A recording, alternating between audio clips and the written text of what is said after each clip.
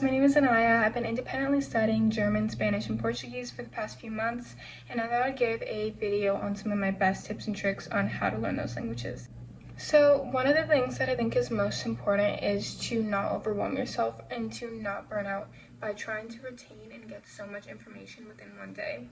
That is something that I did multiple times upon my first few days learning a language, and I think it was the most negative thing I could have ever done, because not only did it burn me out, but it made me not want to study the language for weeks on end, and everything that I learned I ended up eventually forgetting. The next one is definitely the most important one, where you need to listen, speak, read, write, and think in your target language to perceiving all types of input and output that will build your fluency so much faster than it would if you only focus on one subject, such as grammar. Like if you only knew the grammar and how to write, you're only going to grow in that subject, and you can't say you're fluent if you can only write in a language. Fluency means you're able to do everything at a good level, at a C1, C2 level. So these are some books that I have to read in my target language. I have a lot of these books. I 100% recommend them. They have an intermediate, beginner, and I'm pretty sure they have an advanced, and it's in a lot of languages. It's in Swedish, it's in Danish, it's in Irish. I'm pretty sure they have an Irish one. I think that's really interesting, and this series will help you gain vocab as well. There's other ways you can get vocab, and it's through this.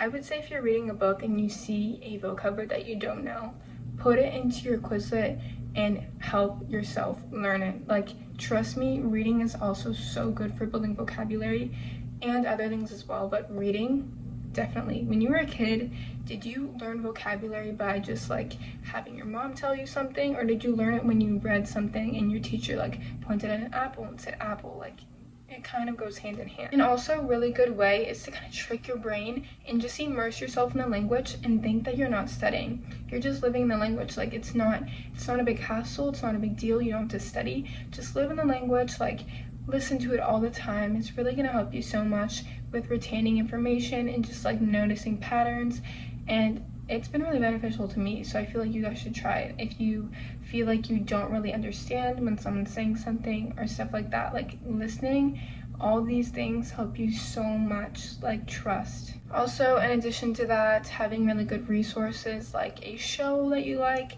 a YouTube channel. I know there's a lot of easy language YouTube channels. They have one for French, they have one for Portuguese, Spanish, you name it. There's a lot of them, and I actually think they're super duper helpful.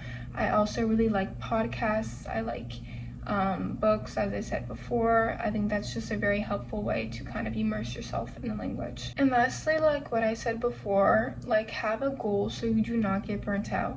Like, you need to have a set goal for every week, so not only can you see your progress, but you can also measure it and you don't feel burnt out. Like, feeling like you're learning a language and you're going nowhere is so like heartbreaking. Like, it really just like makes you feel so tired and exhausted, and learning a language, there's so much to learn, and it's so much more complex than people think. But I think you need to just have a goal, just know what you want, be willing to work for it, and you'll see the most benefits, you'll see the most growth, and you will become fluent if you do these things.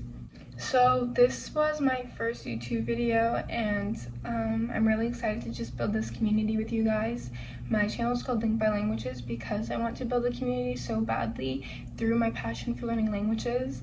I'm going to be posting different types of videos, like language learning vlogs, tips like this one. I'm going to also be posting stuff about dying languages because I'm super passionate about that, and just like my love for cultures and languages. Like, if you really like that stuff, please feel free to join my community. I'd be really grateful. And yeah, thank you guys. See you in the next video, which I hope to be uploading maybe next week.